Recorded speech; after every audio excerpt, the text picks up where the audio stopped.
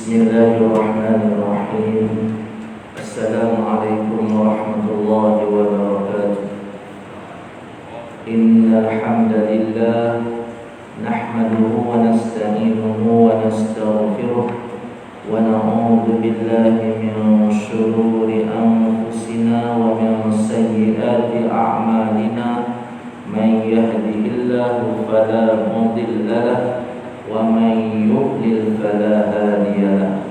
Asyhadu an la ilaha illallah wahdahu la syarika lahu wa asyhadu anna Muhammadan 'abduhu wa rasuluh. Allahumma shalli wa sallim ala nabiyyina Muhammad wa ala alihi wa sahbihi ajma'in. Qala Allah ta'ala fi kitabihil 'aziz, ya ayyuhalladzina amanu taqullaha haqqa tuqatih wa la tamutunna illa wa antum muslimun. Qala Rasulullah sallallahu alaihi wasallam, man yuridillahu bihi khairan yufaqihu fid din. Amma ba'd. Faya ayyuhal muslimina wal muslimat, usi nafsi wa iyyakum bitaqwallah faqad fazal muttaqun. Allahumma ghfir li dhanbi, ya Allah ampunkanlah akan segala dosa-dosa kami. Wa wasi'li fi dari, ya Allah kurniakanlah keluasan rahmat-Mu kepada rumah kami. Wa barik li fi rizqi, ya Allah Engkau berkatilah akan segala rezeki yang telah dan bakal Engkau kurniakan kepada kami, birahmatika ya arhamar rahim. Yang berusaha Tuan pengurusi, Tuan berimam, Tuan terbilal, Tuan pensiap, para ahli jawatan kuasa masjid Sirajuddin Al-Anwar, para muslimin, muslimat rahimahumullah. Alhamdulillah, marilah kita bersama-sama memperbanyakkan kesyukuran kehadirat Allah Subhanahu wa taala dengan berzikir, dengan membaca zikir-zikir pada waktu pagi dan pada waktu petang. Di antaranya, janganlah kita meninggalkan bacaan zikir yang berbunyi subhanallah wa bihamdih adada khalqih wa ridha nafsih wa zinata 'arsyih wa midada kalimati. 3 kali diulang, subhanallah wa bihamdih adada khalqih wa ridha nafsi wa zinata 'arsyih wa midada kalimati. Subhanallah wa bihamdih adada khalqih wa ridha nafsi wa zinata 'arsyih wa midada kalimati. Fadilat zikir yang kita bacakan tadi terlalu besar, sehingga Nabi Muhammad sallallahu alaihi wasallam apabila selesai daripada solat subuh, baginda berdiri, kemudian baginda keluar ke lapangan. Maksudnya baginda keluar daripada masjid dan membantu sahabat-sahabat yang memerlukan bantuan dan sebagainya lah, apa-apa urusan yang perlu baginda Nabi Muhammad sallallahu alaihi wasallam laksanakan. Kemudian baginda pulang dan melihat isteri baginda sallallahu alaihi wasallam masih lagi duduk masih lagi duduk untuk berzikir. Maksudnya Nabi keluar tu, Nabi balik tu kira-kira dalam waktu duha gitu, waktu duha kan, dalam lebih kurang saya nak sebut jam tu tak berapa elok sangat kan, tapi kita kata lebih kurang dalam pukul 7.45, pukul 8 tu Nabi balik mungkin. Nabi tengok isteri baginda Nabi Muhammad sallallahu alaihi wasallam masih duduk lagi, duduk zikir. Lalu Nabi kata, sesungguhnya aku telah membaca beberapa kalimah yang pahalanya melebihi daripada apa yang kamu buat daripada lepas subuh tadi sampai sekarang. Dan aku dah keluar, dah siap keluar lagi, dah buat kerja-kerja di luar sedikit. Iaitu kalimah tadi lah, subhanallah wa bihamdih adada khalqih wa ridha nafsi wa zinata 'arsyih wa midada kalimati. Diulang 3 kali. Nabi tak sebut besar mana pahalanya, tapi Nabi sebut di situ lebih baik daripada apa yang kamu buat tadi. Punya lama kamu duduk tu kan, Aku baca 3 kali tu dah lebih daripada apa yang kamu buat. Itu satu. Kemudian pada waktu pagi dan pada waktu petang kita diajar oleh baginda Nabi Muhammad sallallahu alaihi wasallam untuk membaca satu istighfar yang dinamakan Sayyidul Istighfar, yang mana kata Nabi apabila sesiapa yang membaca Sayyidul Istighfar, Nabi tak sebut berapa kali, jadi bacalah berapa kali kita nak baca, sekali pun boleh. Nabi kata barang siapa membaca Sayyidul Istighfar, dia yakin, dia percaya dengan apa yang disebutkan di dalam Sayyidul Istighfar itu, dia fahamlah maksudnya, dia faham, dia yakin, dia percaya, dia beriman, maka sekiranya dia baca pada waktu pagi, dia mati pada hari itu, Nabi kata dia akan masuk syurga. Kalau dia pagi, dia baca pada waktu petang, dia mati pada hari itu, dia akan masuk syurga. Apa bacaannya? Allahumma anta rabbi la ilaha illa anta khalaqtani wa ana 'abduka wa ana 'ala ahdika wa wa'dika mastata'tu a'udzu bika min syarri ma sana'tu abu'u laka bi ni'matika 'alayya wa abu'u bi dhanbi faghfirli fa innahu la yaghfiru dzunuba illa anta. Jangan tinggalkan. Sangat ringkas tetapi mengandungi maksud yang sangat dalam. Dalam Sayyidul Istighfar itu terkandung akidah, terkandung akidah, pegangan kita kepada Allah Subhanahu wa ta'ala. Hanya Allah sahaja yang boleh buat sesuatu, sama ada zahir ataupun batin, hak milik Allah Subhanahu wa ta'ala. Kemudian jangan juga tinggalkan bacaan Bismillahilladzi la yadurru ma'asmihi syai'un fil ardi wala fis sama' wa huwas sami'ul 'alim. Diulang 3 kali. Bismillahilladzi la yadurru ma'asmihi syai'un fil ardi wala fis sama' wa huwas sami'ul 'alim. Bismillahilladzi la yadurru ma'asmihi syai'un fil ardi wala fis sama' wa huwas sami'ul 'alim. Diulang 3 kali. Barang siapa membaca pada waktu pagi, maka Allah akan menjaganya daripada segala bahaya, sehingga pada waktu petang dibaca pada waktu petang, Allah akan menjaganya sehingga esoknya daripada segala bahaya. Masya Allah, kan yakinlah dengan apa yang telah diberitakan oleh baginda Nabi Muhammad sallallahu alaihi wasallam. Kemudian a'udzu bikalimatillahi tammati min syarri ma khalaq, pagi-pagi ini. Kemudian jangan tinggalkan 3 kali baca Rabbi zidni ilman nafi'a warzuqni fahma. Rabbi zidni ilman nafi'a warzuqni fahma. Rabbi zidni ilman nafi'a warzuqni fahma. Ya Allah, zidni, tambahkanlah kepada diriku ilman nafi'ah, ilmu yang boleh memberikan manfaat kepada aku. Warzuqni fahma, dan tolonglah ya Allah, kurniakan, rezekikan kepada aku kefahaman. Lama sangat dah belajar, dia tak faham-faham.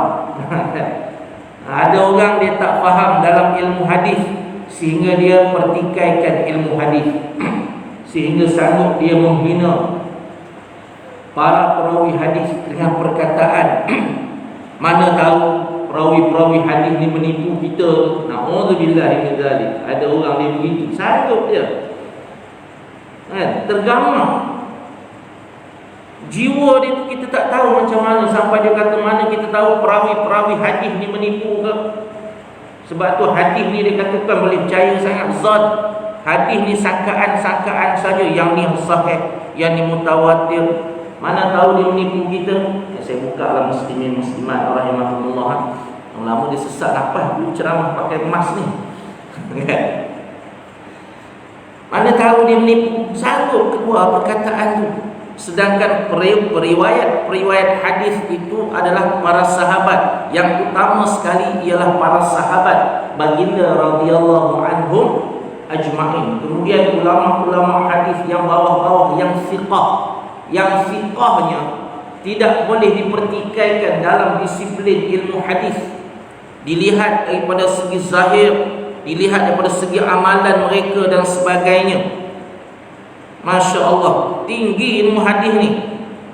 Tapi manusia yang mempertikaikan ilmu hadis, nanti akan sampai satu tahap mereka akan mempertikaikan pula Al-Quran. Betul tak? Betul tak? Mana tahu periwayat-periwayat Al-Quran tu nak menipu kita, ada ke ayat ni dalam Quran? Dahlah dalam Al-Quran tu ada ilmu nasikh dan mansukh. Ada ayat yang telah dibuang, betul? Ada ayat yang masih kekal, ada ayat yang telah dibuang, ada ayat yang masih ada tapi hukumnya dah tak ada. Nampak? Akhirnya dia akan pertikaikan Al-Quran. Dia kata apa? Betul ke Al-Quran yang sampai pada kita ni? Mula-mula dia pertikaikan disiplin ilmu hadis, kemudian akhirnya dia akan mempertikaikan disiplin qurra' di dalam Al-Quranul Karim. Hati-hati muslimin muslimat rahimakumullah. Sebab itu kalau kita tidak mahir dalam sesuatu ilmu, jangan nak bicara panjang lebar. Tak tahu bagaimana susahnya para ulama hadis mempertahankan hadis. Kau dengar hadis, kau ambil je lah. Kan, yang mana yang sahih kau amal, yang dhaif kau hati-hati, yang palsu kau tinggalkan.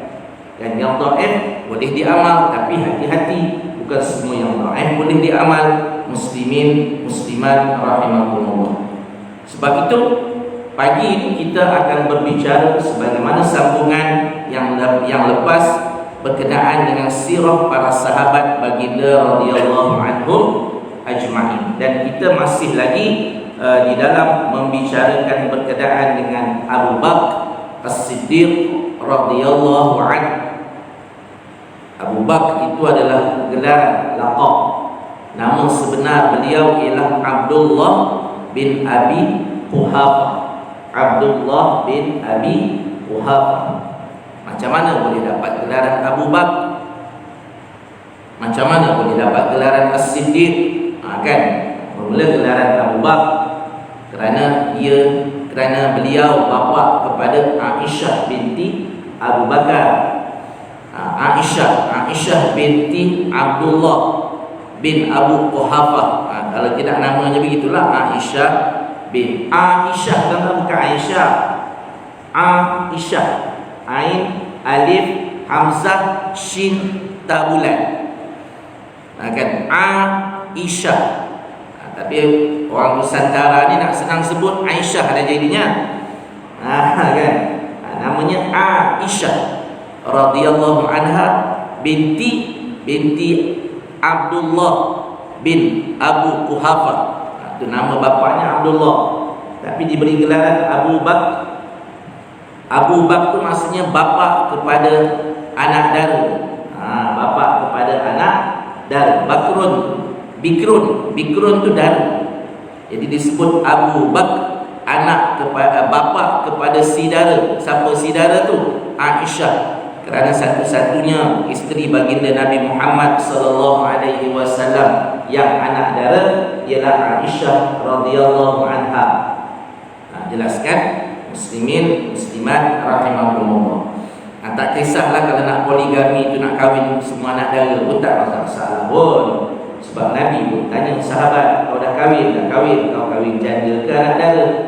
Dia kata, aku kahwin dengan janda. Kenapa tak kahwin dengan anak dara? Dia boleh bermain-main dengan kau, kau boleh bermain-main dengan dia. Itu Nabi cakap. Tapi perbuatan Nabi mengakui ni ramai janda kerana nak membantu sesama pada zaman tersebut terlalu susah kehidupan, kan. Jadi sesuai dengan keadaan, pulanglah ikut rezeki masing-masing yang Allah bagi, kan. Kita sendiri pun masih ramai yang seorang, betul tak? Seorang, rezekinya seorang, sampai mati seorang lah, bila dah Allah rezekikan begitu. Baik muslimin muslimat rahimakumullah. Kenapa pula, bagaimana pula timbul gelaran As-Siddiq yang membenarkan?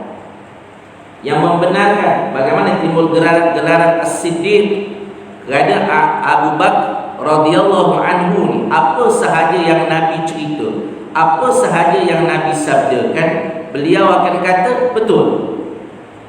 Walaupun kisah itu nampak mustahil, tapi Abu Bakar kata betul.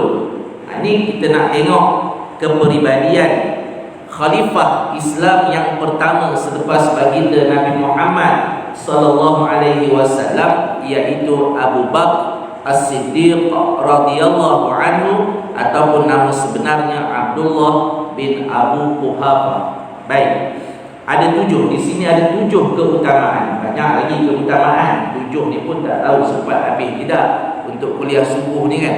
Muslimin muslimat rahimakumullah. Baik, sahabat yang paling penting dan paling utama adalah Abu Bakar As-Siddiq radhiyallahu anhu.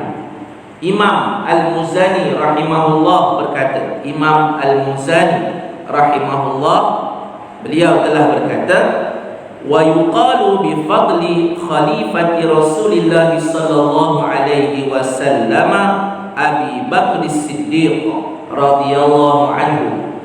Kata Imam Al-Muzani rahimahullah, beliau berkata, Imam Al-Muzani ini murid kepada Al-Imam Asy-Syafi'i rahimahullah kan, murid besar kepada Al-Imam Asy-Syafi'i rahimahullah. Kata beliau, dan dikatakan tentang keutamaan khalifah, yakni pengganti Rasulullah sallallahu alaihi wasallam, Abu Bakar radhiyallahu anhu, fahuwa afdalul khalqi.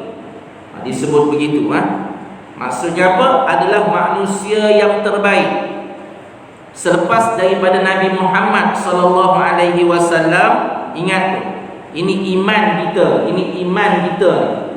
Selepas daripada Nabi Muhammad sallallahu alaihi wasallam, tak ada dah orang yang lebih baik melainkan Abu Bakar As-Siddiq radhiyallahu an, afdalul khalqi, sebaik-baik makhluk. Kemudian wa akhyaruhum ba'da Nabi sallallahu alaihi wasallam, dan beliau merupakan manusia yang terpilih sepeninggalan Nabi Muhammad sallallahu alaihi wasallam. Jelas dan jelas. Ini kata Al-Imam Al-Muzani rahimahullah. Baik, kita nak tengok kepribadian Abu Bakar ni secara lebih mendalam. Sebab tak kenal maka tak cinta, betul tak? Tak kenal maka tak cinta. Bahkan para sahabat ni adalah golongan manusia yang paling orang tak kenal di akhir zaman ni, betul tak? Yalah, kalau dia kenal, dia tak berani nak cakap apa-apa pada sahabat ni. Dia takkan pertikai lah ilmu hadis tu. Dia tak berani nak cakap kan, takut dia menipu lah apa benda. Tak keluar, tak tergamar. Hanya orang yang tak ada iman dia yang boleh cakap begitu. Muslimin muslimat rahimakumullah. Sebab kepribadian mereka tu sangat hebat. Mereka bukannya malaikat, mereka bukannya nabi, tapi kepribadian mereka diiktiraf oleh Allah Subhanahu wa ta'ala. Jelas, ashabi kan nujum, Nabi kata. Sahabat-sahabat aku ni, Nabi kata, seperti bintang-bintang di langit. Kenapa bintang? Sebab zaman dulu bila manusia nak bermusafir, mereka pada waktu malam akan melihat kepada bintang. Kan? Akan melihat kepada bintang. Terutama tanah Arab memang mudah nak nampak bintang. Kecuali bumi Malaysia ni kan, susah nak nampak bintang, kerana penuh dengan awan, memang tak nampak bintang lah. Bulan pun tak ada, tak nampak cahaya, nampak jelas. Jadi Nabi kata seperti bintang. Apa maksud bintang? Ia pedoman. Di saat kamu berjalan di tengah padang pasir yang luas tu, kamu tak tahu nak pergi ke mana. Masa tu bukan ada kompas. Kalau ada kompas pun ada tempat yang kompas langsung tak boleh guna, betul tak? Jadi bintang itulah yang menjadi petunjuk. Nabi kata ashabi kan nujum, sahabat-sahabat aku seperti bintang-bintang di langit. Kamu ikutlah mereka, kamu tidak akan sesat. Tak akan sesatnya, kecuali kau tak kenal bintang tu. Tak kenal bintang, sesat. Tak tahu bintang tu menuju ke mana, sesat. Sama lah, kau tak kenal sahabat, sesat lah kau. Kau tak akan tuju ke mana, tak tahu tempat tujuan yang sebenar. Kerana sahabatlah yang membawa ilmu daripada baginda Nabi Muhammad sallallahu alaihi wasallam, generasi yang terbaik. Yang Nabi kata khairun nasi qarni, thumma alladhina yalunahum, thumma alladhina yalunahum. Nabi kata sebaik-baik manusia, khairun nas, sebaik-baik manusia qarni adalah pada kurun zaman aku, zaman Nabi Muhammad wafat, kemudian zaman sahabat. Tsummal ladzina yalunahum, kemudian zaman tabi' yang mengikuti sahabat. Tsummal ladzina yalunahum, kemudian zaman tabi'in, mereka yang mengikuti para tabi' yang mengikuti para sahabat dan baginda Nabi Muhammad sallallahu alaihi wasallam. 300 tahun hijrah, 300 tahun hijrah ke bawah. Kerana selepas daripada 300 tahun tu timbullah macam-macam idealisme, timbullah macam-macam kelompok-kelompok yang sesat, yang tak sesat, timbullah pelbagai macam tarikat-tarikatnya, kesufian-kesufian yang melampau-lampaunya daripada 300 tahun ke atas. Sebab tu Nabi isyaratkan 300 tahun kurun hijrah yang pertama itu adalah kurun yang paling baik. Al-Imam Syafi'i rahimahullah duduk dalam kurun tu lah, 150 hijrah. Al-Imam Maliki 80 hijrah duduk dalam kurun tu lah. Imam Hanafi, Imam Hambali duduk dalam kurun 300 tahun ke bawah tu lah. Maka kalau nak ikut fiqh, ikut mereka. Kalau nak ikut akidah, ikut mereka. Kalau nak ikut siasah, nak ikut apa benda semua dalam bab akhir, dalam bab agama, ikut mereka. Kerana mereka berada 300 tahun ke bawah kurun hijrah. Nak ikut Imam Asy-Syafi'i rahimahullah, ikut, silakan. Ada kalanya pandangan Al-Imam Asy-Syafi'i berdasarkan 4 penilaian mazhab tak berapa kuat, Maliki lagi kuat, ikut Maliki waktu tu, betul tak? Kita pergi Mekah, ada waktu kita tukar, betul? Tukar bab batal wuduk dan sebagainya, ikut. Tapi ikutlah betul-betul. Jangan separuh Imam Syafi'i, yang satu lagi tok guru saya punya pandangan lebih afdal daripada Imam Syafi'i. Kan karut tok guru kau hidup tahun 1443 hijrah. Jauh benar dah. Terlalu jauh sangat dah. Mengarut, melalut banyak. Itu pun dapat ilmu dalam mimpi. Tok guru saya malam tadi mimpi. Dalam mimpi itu dapat ilmu baru. Hari ini saya ajar tuan-tuan. Na'udzubillahi min dzalik. Tadi saya bacakan zikir-zikir Nabi Muhammad sallallahu alaihi wasallam. Kalau kita ambil zikir-zikir Nabi ni, tak sempat nak sarapan pagi lah, betul tak? Betul tak? Tak sempat nak makan tengah hari ya? Pasal apa? Daripada waktu kita habis solat Assalamualaikum warahmatullahi, kita ada wirid lepas solat, betul? Ini yang sunnah-sunnah ni, kita cerita yang sunnah ni. Yang tak sunnah kita tak cerita. Kita cerita yang sunnah. Habis wirid tadi dah berapa minit, itu tak habis lagi, panjang lagi wiridnya. Belum lagi campur dengan Al-Quran, baca Al-Quran lagi, betul? Hari Jumaat baca Al-Kahfi, kemudian sebelum tidur baca Al-Mulk, kemudian baca lagi macam-macam lagi nak dibaca. Ni zikir ni daripada tadi sampai sekarang ada lagi zikir nak dibaca. Asbahna wa asbahal mulku lillah, tak baca lagi, betul tak? Banyak lagi. Masya Allah, terlalu banyak. Kalau kita sibuk dengan zikir-zikir yang sunnah ini saja pun kita tak mampu nak buat semua. Muslimin muslimat rahimakumullah. Tiba-tiba ada orang sibuk pula mengajar amalan-amalan yang tok guru dia dapat, yang Nabi tak pernah ajar. Lepas tu dia sanggup pula mendakwa. Dia kata apa? Dia kata Nabi tak ajar sahabat dulu sebab sahabat tak boleh nak terima zikir ni. Kita yang ujung-ujung 1443 hijrah ni je yang boleh terima zikir tu. Sebab tu Nabi ada dalam mimpi pada malam tadi. Na'udzubillahi min dzalik. Ternyata itu adalah tipu daya daripada iblis dan syaitan. Yang iblis dan syaitan, mereka kurang merosakkan kita dengan cara dan jalan yang sesat. Tetapi mereka banyak merosakkan kita dengan perkara-perkara yang kita nampak baik. Sebab manusia kan, bila nampak baik dia tertipu. Pakai serban, pakai jubah begini, bercakap walaupun benda tak betul, orang terima, betul tak? Orang terima. Tengok dalam berita tu, pengetua Mahat Tafiz liwat budak, orang tak percaya. Tak galah pengetua Mahat Hafiz nak liwat budak. Mak ayah dengan perasaan yang bangga, dengan keinginan yang tinggi, hantar anak-anak yang masih lemah lembut, anak-anak yang masih suci bersih, masih fitrah. Ya Allah, masih fitrah, hantar nak menghafal Al-Quran, masuk pusat tahfiz, diliwat dia pengetua dia. Diliwat.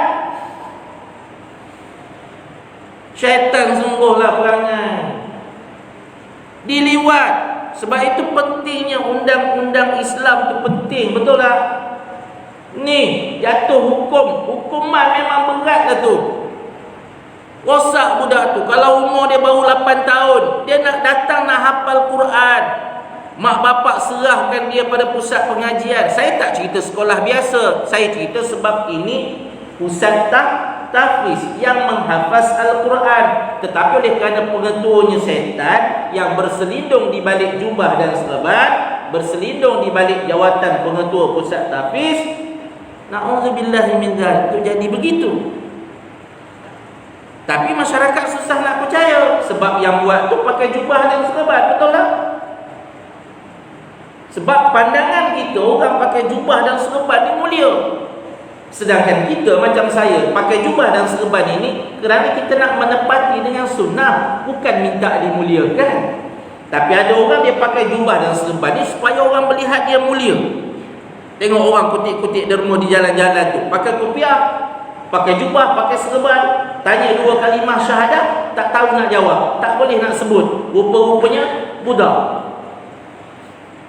Banyak yang jahil tangkap dan sebagainya. Muslimin muslimat rahimakumullah, yang tipu pakej umrah, pakej haji, pakai jubah dan serban, berjanggut. Kalau bercakap Allah Tuhan Haji, subhanallah kita ni Allah kan. Yang tipu buat grill di rumah saya, kalau bercerita tu kan, orang Islam kita lah, Melayu kita kan, masa saya bercerita dengan dia tuan-tuan, saya rasa saya sedang bercerita dengan Tok Guru Sufi. Orang saya, itulah tuan kita ni, Allahu Akbar, kita ni betul-betul lah di bawah kuasa. Tipu juga buat grill rumah aku. Nampak? Sebab kita terpedaya, betul tak? Iyalah, sebab kita rasa manusia ni bagi kita semuanya baik. Begitulah kan? Terutama kalau yang bercakap pasal agama. Jadi hati-hati. Bukan suruh buruk sangka, tak, jangan salah. Sebab itu kita belajar kepribadian para sahabat baginda radhiyallahu anhum ajma'in. Selepas daripada Nabi Muhammad sallallahu alaihi wasallam, yang paling baik, paling boleh percaya, paling hebat Abu Bakar As-Siddiq saja. Ustaz Rosman tak masuk dalam bab tu. Tak masuk. Nak kena bukan buruk sangka, nak kena hati. Wah, aku nampak Ustaz Rosman ni bagus lah. Aku nak amanahkan duit lah pada dia 1 juta. Cuba. Kalau tak jadi banglo besar, Alphard melengkau, tuan-tuan kan, na'udzubillah min dzalik, kita taklah berdoa. Saya taklah berdoa saya supaya dia diburuk. Sebagai contoh, muslimin muslimat rahimakumullah. Baik. Yang pertama sekali, Abu Bakar adalah manusia terbaik selepas Rasulullah sallallahu alaihi wasallam. Yang kedua, Abu Bakar selalu menjadi baik, kita terus huraikan. Yang kedua, Abu Bakar selalu menjadi orang kedua setelah Rasulullah sallallahu alaihi wasallam pada kesempatan khusus. Selepas Nabi, Abu Bakar. Selepas Nabi, Abu Bakar. Kita akan tengok hadis-hadis di bawah tu. Saya terus huraikan yang pertama itu. Ada 7, saya huraikan yang pertama. Abu Bakar adalah manusia terbaik setelah baginda Nabi Muhammad sallallahu alaihi wasallam. Kita tak pernah kenal Abu Bakar ni muka macam mana, betul tak? Kalau mimpi pun kita pun tak tahu betul ke tidak Abu Bakar. Tapi kalau malam tadi aku, ya Allah Ustaz, saya mimpi malam tadi Abu Bakar As-Siddiq datang dalam mimpi. Macam mana boleh tahu? Tak tahulah, tapi dalam mimpi tu dia memang terasa itu Abu Bakar As-Siddiq radhiyallahu anhu. Apa yang beliau buat? Beliau tak buat apa-apa. Beliau senyum ni Ustaz. Alhamdulillah, betul lah tu insya-Allah. Betul lah tu. Apa yang beliau buat? Beliau ajar satu amalan kepada saya Ustaz. Dan amalan tu beliau kata Nabi Muhammad dia ajar pada dia, dan dia pun tak pernah ajar pada sahabat-sahabat lain. Itu setan lah tu. Nak kena pandai kan? Nak kena pandai. Sahabat tidak akan mengajar melainkan apa yang Nabi ajar. Betul? Betul tak? Betul lah. Sahabat tidak akan mengajar melainkan apa yang Nabi ajar. Dan sahabat pula tak ada datang pula nak bawa syariat baru kepada kita pada tahun 1443 Hijrah ni. Mustahil lah. Kalau berlaku, itu adalah tipu daya iblis dan syaitan. Bahkan mimpi jumpa Nabi pun nak kena hati-hati, betul? Ulama khilaf hadis yang kata barang siapa melihat aku dalam mimpi seperti dia melihat aku ketika jaga. Ada ulama kata hadis itu hanya untuk orang yang pernah tengok Nabi masa hidup je. Ada yang juga kata tak, orang yang tak tengok Nabi masa hidup pun, maksudnya dia berdasarkan hadis-hadis Nabi, dia tahu sifat Nabi macam mana, dia boleh tengok Nabi. Dengan syarat Nabi datang tu, Nabi tak adalah mengajar benda baru. Tapi kebanyakan yang berlaku kepada syekh-syekh tarikat-tarikat yang sesat, saya cerita yang sesat, ialah mereka mendakwa Nabi Muhammad datang, bahkan bukan datang dalam mimpi, datang secara yaqazah, jumpa betul-betul berdepan seperti Nabi masih hidup. Kemudian Nabi telah mengijazahkan amalan-amalan tertentu kepada tuk syekh tersebut, dan amalan tersebut Nabi, para sahabat tidak pernah mengetahuinya. Itu confirm setan. Confirm dah. Sebab Nabi, kalau kita kata begitu, bermaksud kita mendakwa Nabi Muhammad tidak amanah di dalam menyampaikan syariat. Betul? Ada yang Nabi simpan, tak sampaikan semua. Sedangkan agama Islam itu telah sempurna. Jelas. Asas kita nak memahami perkara betul dan perkara yang salah. Muslimin, muslimat rahimakumullah. Jelas kan? Baik. Yang pertama sekali, sebagaimana kata Ibnu Umar. Siapakah Ibnu Umar? Anak kepada Umar Al-Khattab radhiyallahu anhu. Kenapa Ibnu? Namanya Abdullah. Ibnu Umar anak kepada Umar. Ni disiplin-disiplin macam ni nak kena terang juga kan. Kalau yang dah tahu, alhamdulillah. Yang belum tahu, oh patut namanya Ibnu Umar. Sekejap aku jumpa Abdullah bin Umar, sekejap aku jumpa Ibnu Umar. Abdullah bin Umar tu nama dia, Ibnu Umar itu gelaran dia. Anak kepada Umar radhiyallahu anhu. Radhiyallahu anhuma. Bila kita baca radhiyallahu anhuma lah, sebab Allah meredai kepada Umar dan juga kepada Ibnu Umar, kepada Abdullah bin Umar. Kata beliau, kunna nukhayyiru bainan nasi fi zamanin nabi sallallahu alaihi wasallam, fa nukhayyiru Aba Bakrin, thumma Umar bin Al-Khattab, thumma Uthman bin Affan radhiyallahu anhum. Kata Abdullah bin Umar ataupun Ibnu Umar, kami yakni para sahabat radhiyallahu anhum pernah menilai orang terbaik di zaman Nabi sallallahu alaihi wasallam. Yang menilai pun sahabat-sahabat, yang dinilai pun sahabat-sahabat. Yang menilai pun terbaik, yang dinilai pun terbaik. Masya Allah, zaman macam mana lah agaknya ya. Tapi jangan sedih. Jangan sedih kita tidak berada di zaman itu. Sebab takut-takut kalau kita berada di zaman itu, takut-takut kita termasuk dalam geng-geng Abu Jahal dan Abu Lahab. Betul tak? Iyalah, zaman yang penuh mencabar tu. Zaman iman diuji dengan cara yang paling tinggi, paling hebat. Kita nak masuk fasa tu lah ni. Iman kita sedang diuji. Betul tak? Sedang diuji. Dah hampir 2 tahun kita diuji dengan salat begini, dengan norma begini, diuji. Sekarang diuji dengan vaksin pula, bagai-bagai dan sebagainya. Saya dah ambil vaksin, kita dah tak boleh ceramah. Saya memang kena vaksin lah, sebab saya pun mengajar. Saya guru pendidikan Islam. Sekarang ni saya penolong kanan hal ehwal murid di SK Padang Jawa sekarang ni jawatan saya. Memang kena ambil vaksin lah. Kan? Ambil Sinovac baru ni. Tapi orang kata ambil Sinovac boleh cakap Cina. Saya tak pandai-pandai dalam suruh. Muslimin muslimat rahimakumullah, terpaksa ambil vaksin. Dan untuk berceramah ni memang ada taudiah wajib. Taudiah wajib kita hantar semua kita punya resume tu pada masjid, pada dalam WhatsApp dan sebagainya. Kan? Tuan-tuan pun kalau tak ada vaksin tak boleh masuk ni pagi ni kan. Tapi kalau budak-budak kita bagi kelonggaran sikit, sebab surau tempat saya pun, yang saya jadi imam pun, kami bagi kelonggaran. Budak-budak kami benarkan masuk untuk solat. Kalau ada budak, bagi masuk je lah. Kita permudahkan urusan. Sebab budak-budak kan perlu dapat vaksin semua, betul lah. Nak tunggu dia dapat vaksin dah 2 tahun dia tak datang solat masjid ni kan. 2 tahun dah jadi alah bisa Tegal biasa. Saya percaya muslimin, para muslimin, muslimat tak kena mengena sebab mereka tidak perlu solat Jumaat. Saya percaya muslimin pun dah terasa alah bisa Tegal biasa tak solat Jumaat. Betul lah? Betul lah? Hari Jumaat pun terlupa. Hari Jumaat ke hari ni? Betul lah? 2 tahun saya semenjak daripada MCO yang pertama sampai sekarang, baru saya dapat solat Jumaat 3 kali. Bayangkan, 3 kali baru. Itu pun 1 kali di luar Korea. Lepas tu menyesal, tak nak. Menyesal sebab apa? Takut ganggu kota ahli Korea. Sebab kita pergi luar Korea. Jadi sekali saya Korea Al-Falah, kampung Jalan Kebun, Korea Al-Falah. Jadi saya berkadar sana. 1 hari bulan baru dah solat Jumaat. Ni sebulan pula lah tak solat. Nanti bulan 11 pula lah baru dapat solat Jumaat pula. Tak apalah. Yang penting jangan ada orang dia suka dia hari ni di sini, dia Korea sini kan. Minggu depan haji dia pergi berbaris kat Putrajaya pula. Putrajaya bagi Korea Putrajaya pula masuk. Yang kita pergi sibuk sana buat apa? Kecuali kita pergi kerja Kalau saja-saja nak cari tak usah. Syariatnya tidak begitu pun. Syariatnya kita salat di Korea kita sendiri. Itu sesuai dengan mazhab tu, betul tak? Sesuai dengan mazhab. Jangan bangga. Aku tak pernah miss lagi. Kejap sini. Kau lari Korea lah.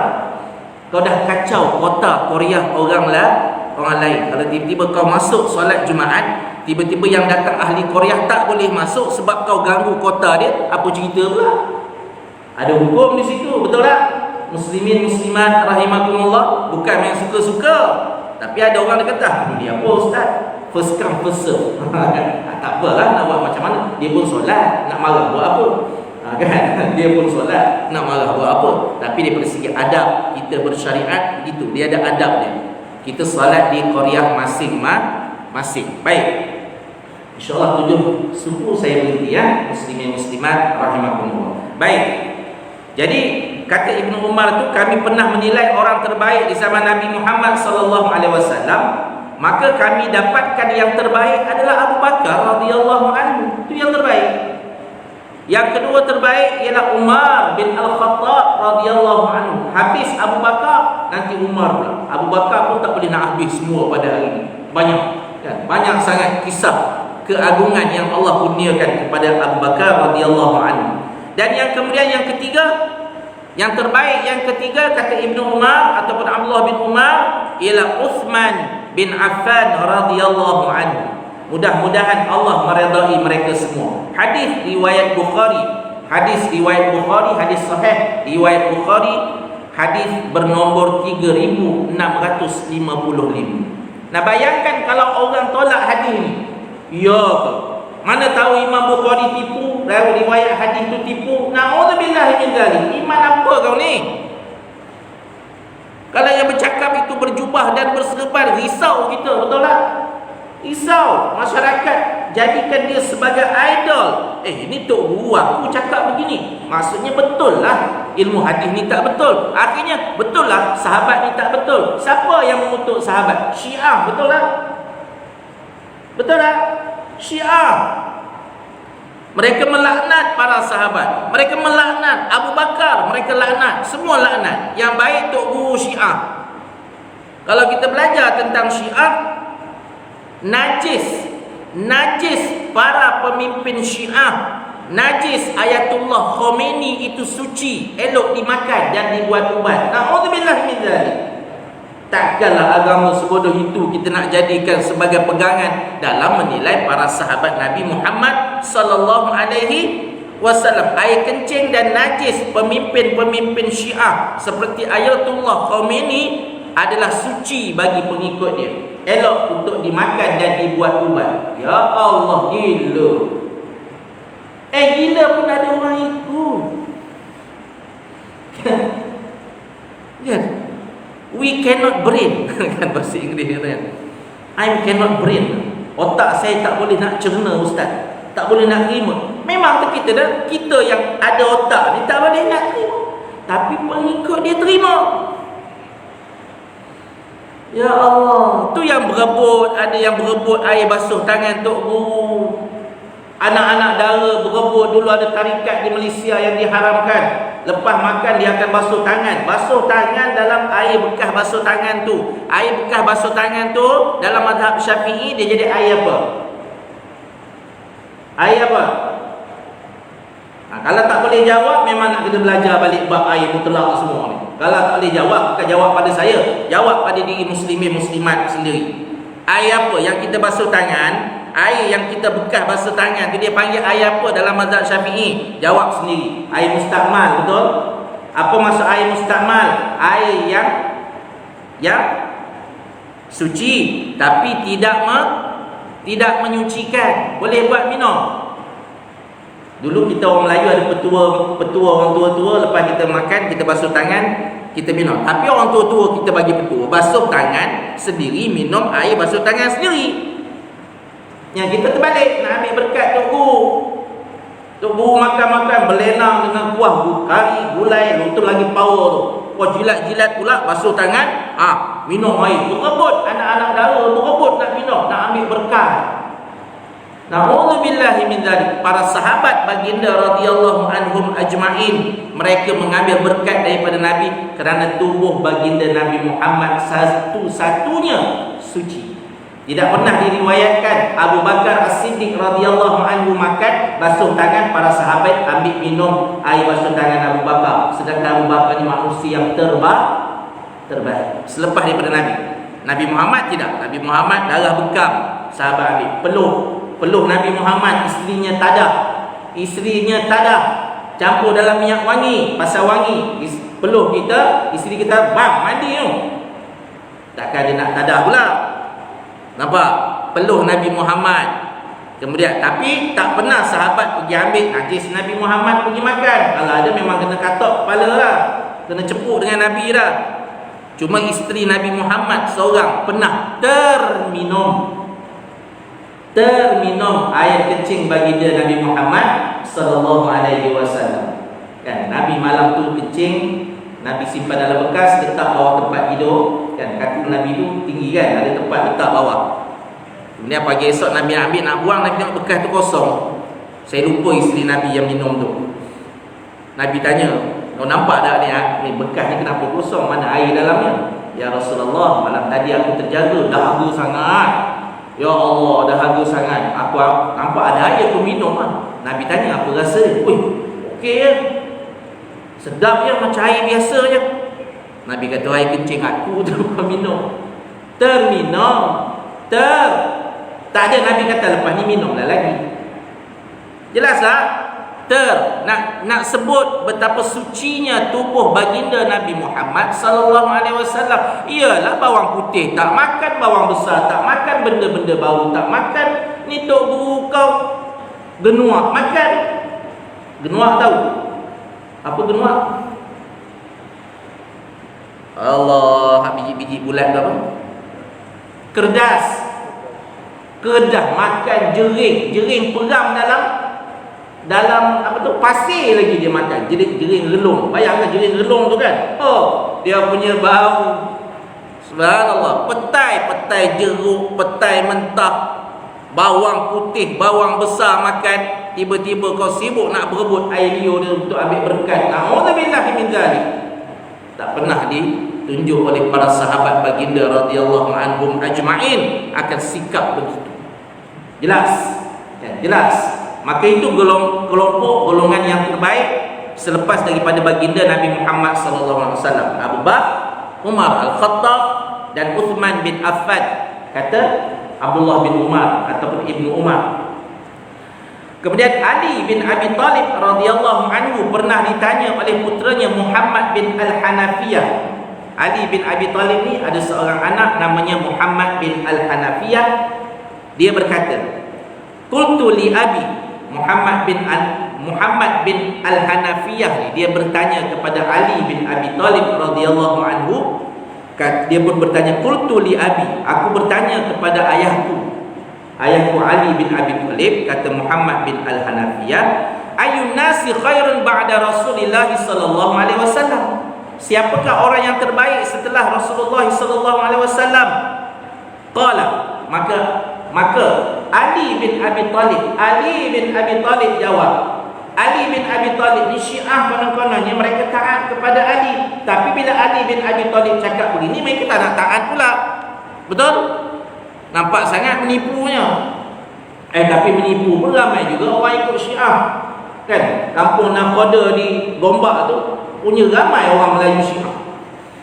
Bayangkan muslimin muslimat rahimahumullah. Baik. Maka dia menjawab, maka Ali bin Abi Talib ni menjawab, siapa orang yang terbaik selepas daripada Rasulullah sallallahu alaihi wasallam? Ali bin Abi Talib kata Abu Bakar.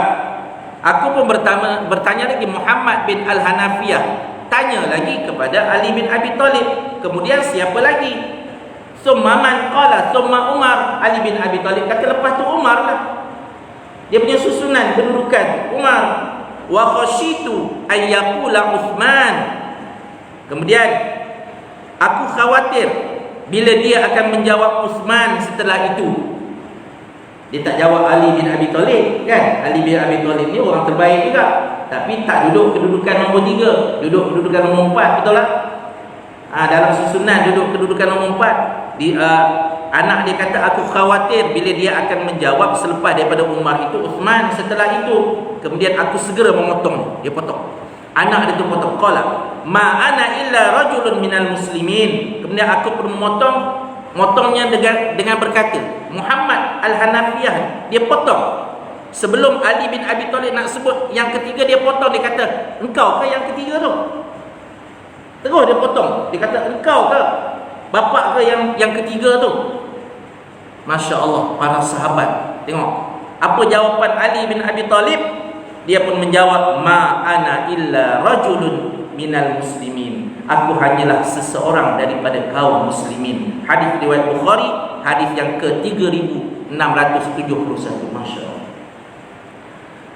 Walaupun mereka tahu mereka ni yang terbaik, Nabi bagi tahu Ali bin Abi Talib ni adalah penghuni syurga. 4 orang memang penghuni syurga lah. Ada 10 sahabat dijamin masuk syurga. Tak sebut aku ni hanyalah orang muslim. Allahu Akbar. Kepribadian yang sangat tinggi. Kalau dapat ke kita kan, akulah yang ketiga tu.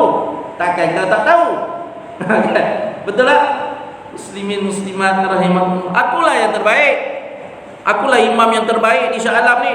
Kan? Akulah Bilal yang terbaik. Bilal lain tu tak apa-apa. Contoh. Kalau manusia yang imannya tidak kukuh setinggi kukuhnya iman para sahabat baginda radhiyallahu anhum ajma'in. Maaf terlepas 1 minit. Kan? Jadi ustaz kena berhentilah sebab dah janji 7 subuh. Baru sempat uraikan yang pertama. Dan tadi tak ada mukadimah, semua tu bagi saya isi kandunganlah. InsyaAllah mudah-mudahan kita mendapat keberkatan dan keredaan daripada Allah Subhanahu wa ta'ala. Kita berdoa kepada Allah, mudah-mudahan kuliah subuh ini Allah nilai sebagai nilai yang amalan soleh bagi kita di sisi Allah. Dan kita bertawassul dengan amalan soleh ini. Yang pertama sekali, mudah-mudahan Allah menjauhkan kita daripada wabak-wabak penyakit. Kita, ahli keluarga kita, jiran tetangga, ahli masyarakat, daripada wabak-wabak penyakit, bala bencana, perkara-perkara yang boleh merosakkan kerukunan dan sebagainya. Yang kedua, mudah-mudahan Allah mengurniakan kita guru-guru yang benar, yang menyampaikan ilmu-ilmu yang benar daripada sumber-sumber yang benar, dan sentiasa membawa kebenaran. Itu yang kedua. Yang ketiga, mudah-mudahan kita memahami agama ini sebagaimana agama ini telah dipahami oleh baginda Nabi Muhammad sallallahu alaihi wasallam dan para sahabat baginda serta para tabi' dan para tabi'in radhiyallahu anhum ajma'in. Mudah-mudahan insyaallah muslimin muslimat rahimahumullah. Mudah-mudahan. Jadi cukup setakat itu yang saya dapat sampaikan pada pagi ini. Kalau ada sebarang kemusykilan, boleh ambil nombor telefon saya untuk domestik dan sebagainya, 013 325 49 013 325 4929 013 325 4929 Rosman bin Safi'ai. Syafi'i saya sebut Safi'ai itu tak sedap sangat bunyinya. Tukar kan, dulu tulisan Jawi, tukar bahasa Melayu. Orang yang catat pada pendaftaran tu Syafi'i Shin Fa'in ya, ditukar jadi Safi'ai. Kan? Jadi itu jadi kekal nama saya Rosman bin Safi'ai sampai sekarang, dan saya merupakan guru penolong kanan Al-Ikhwan Murid di SK Padang Jawa, dan saya merupakan guru pendidikan Islam Sekolah Kebangsaan SK Padang Jawa. Mudah-mudahan mendapat keberkatan daripada Allah Subhanahu wa taala. Yang baik itu kesemuanya datang daripada Allah. Yang buruk itu kerana hawa nafsu kita yang memilih keburukan. Nauzubillah min dzalik. Mudah-mudahan Allah sentiasa mendorongkan kita ke arah kebaikan dan ke arah kebaikan dan kesempurnaan kehidupan di dunia ini dan di akhirat nanti insya-Allah, dan mudah-mudahan kita semua dimasukkan ke dalam syurga Firdaus. Sebagaimana kita berkumpul pada pagi ini, syahid kita datang untuk memenuhi rumah Allah, mendengar pengajian kuliah subuh. Mudah-mudahan Allah mengumpulkan kita di akhirat nanti di dalam syurga Firdaus. Cukup setakat itu. Kafaratul majlis. Subhanakallahumma wa bihamdika asyhadu an la ilaha illa anta astaghfiruka wa atubu ilaik. Wassalamualaikum warahmatullahi wabarakatuh.